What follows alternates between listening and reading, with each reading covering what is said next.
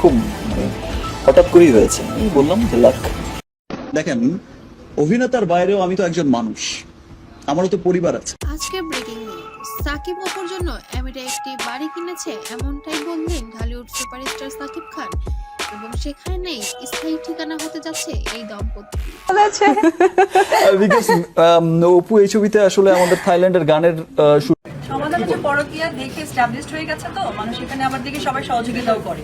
তো যখন কেউ ইন্সপায়ার কাজ হয়, যেমন যে উদ্যোক্তা আমাকে একটু আগে বললো যে আপনি তো নারী উদ্যোক্তা, অনেক নারীকে ইন্সপায়ার করেন। শুটিং এর মেকআপ গুলো অপুই করেছিল, বিকজ আমাদের মেকআপ ম্যানের একটু ফ্যামিলি প্রবলেম হয়ে যাওয়াতে অনেক গুণ আছে অপুর। No. আমি আবার শুনেছি আপনি তবে বিগত দিনে তাদের অনেক বেশি জল্পনা কল্পনা জীবনযাপন থাকলেও এখন যেন সব জীবনই যেন বাস্তবে রূপদান করছে শুধুমাত্র সন্তানের দিকে তাকিয়ে।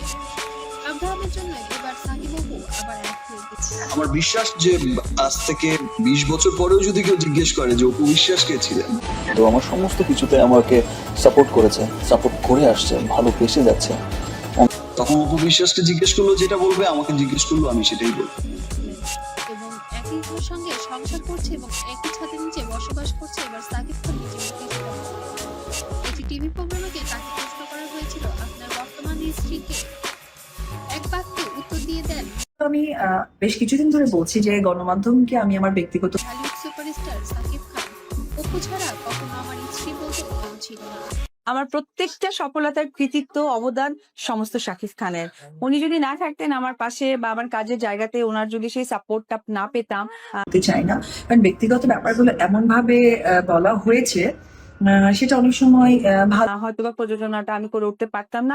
মুগলি সে তো আমার অতীত, ও শুধুই মাত্র আমার সন্তানের মা, আমি কখনো তাকে বিয়ে পর্যন্ত করিনি। তবে অপু একটি সংসারী মেয়ে এবং আমার সংসার আমার ক্যারিয়ারকে ধরে রাখার মূল কারিগর।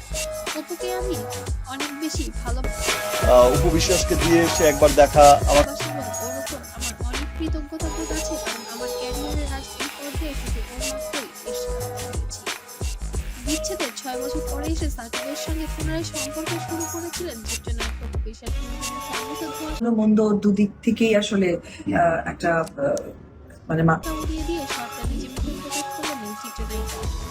বুবলি যখন তার শক্ত প্রতিযোগিতা হয়ে মাঠে নামলেও ঠিক সেই মুহূর্তে এসে হাটে হাড়ি পড়লেন অপু বিশ্বাস ও সাকিব খান। তাহলে কি কবে থেকে শুরু হচ্ছে সম্পর্কের নতুন অধ্যায়? এবার 2025 সালেই হতে যাচ্ছে তাদের নতুন অধ্যায়, এবং ঢাকার পিটিয়ে যেন এবার ঘরে উঠে পড়েছেন ঢালিউড কুইন অপু বিশ্বাস।